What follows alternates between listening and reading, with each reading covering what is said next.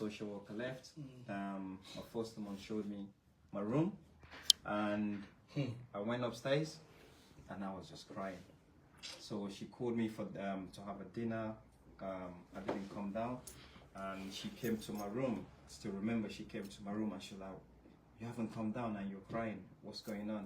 So she asked me to come to the living room. So my foster mom was the person that told me what the situation was, what was going on, because the authority thought I knew was social worker. They thought I knew was foster home. And so she told me, okay, because you was found on the street. She tried her best to explain. You know, I had my foster parent from Eritrea, East Africa, Christian background. You know, I'm Muslim, but I lived with them for like 4 years till when I was, 18. And I've always felt, you know how majority of the time when you say you grew up in care, people say child, yes, parents, or you're not up to good, not knowing that there are kids that even don't have no choice. Just have to leave, flee your country and come here. But my foster mom really helped me to become the man that I am today. I started school in year 10. No one knew about my educational background. I think I was predicted 5 GCSEs. Wow. Only if I work hard in school. Wow. Then I remember, every time we have like parents' evening, I think my first report that I have from school, I have like D's, E's, because I haven't done any exams. And my first mom was looking at me like, you've come this far, you need to do well. You might as well. Yeah, you have to do well. You're going to do your GCSEs in it's less than 2 years. And with hard work, did my best.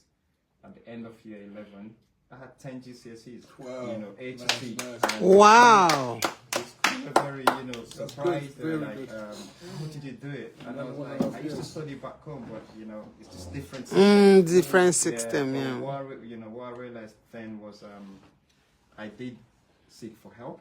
In terms of my academia, my foster brothers, they all graduate from universities. They really helped me in terms of my, studies, to make sure they kept on telling me, you need to make sure you pass your maths and English. You have to pass it. It's very important. So that's the minimum. Even if you didn't pass the rest as much, but maths and English, if you don't have it, it will be very difficult for you to even go to college or uni or even get a job.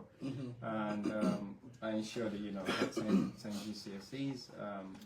Things were fine, and I was granted.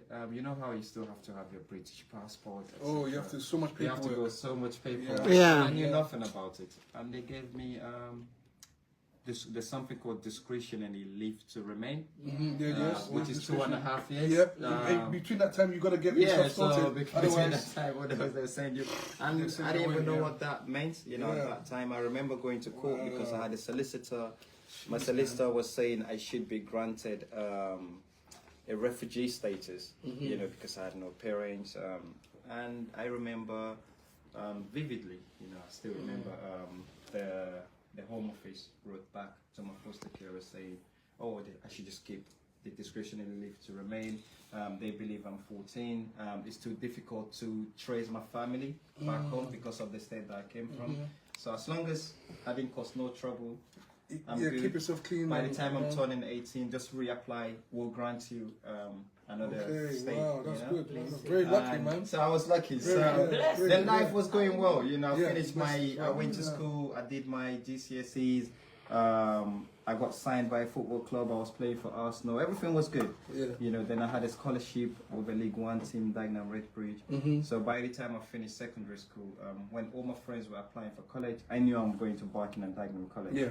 Because I played football as well, and I had my GCSE. So left school, started my scholarship program. Then in 2012, I applied to extend my stay. Because I'm turning 18 and I'm leaving. I'm turning 18. You have to leave foster care. Semi-independent. Semi-independent care. That's correct. I applied. I was fine. I thought there would be no issue. Then I started my scholarship. So there was 16 of us in the team. Everybody's meant to be getting paid. I'm the only person that wasn't getting paid because they're like, I don't have a passport. And because of the scholarship as well, they were paying for everything else. And I had my status, so I applied. And believe me, what I thought would take 8 weeks, it took 4 years. Wow. To get all the paperwork done. To get it done. So I couldn't then do my scholarship. Then I couldn't go to university because I can't get student loan. They needed my papers, and I had national insurance number. So the club had to let me go. Oh man. Then I just focused on your studies. I tried to come back to Haringey I applied for Haringey sixth form. They said it's too late. There's a loads of work that I can't catch up. So the club had to speak to Barking and Dagenham College. Like, can I just carry on? Then, so I was studying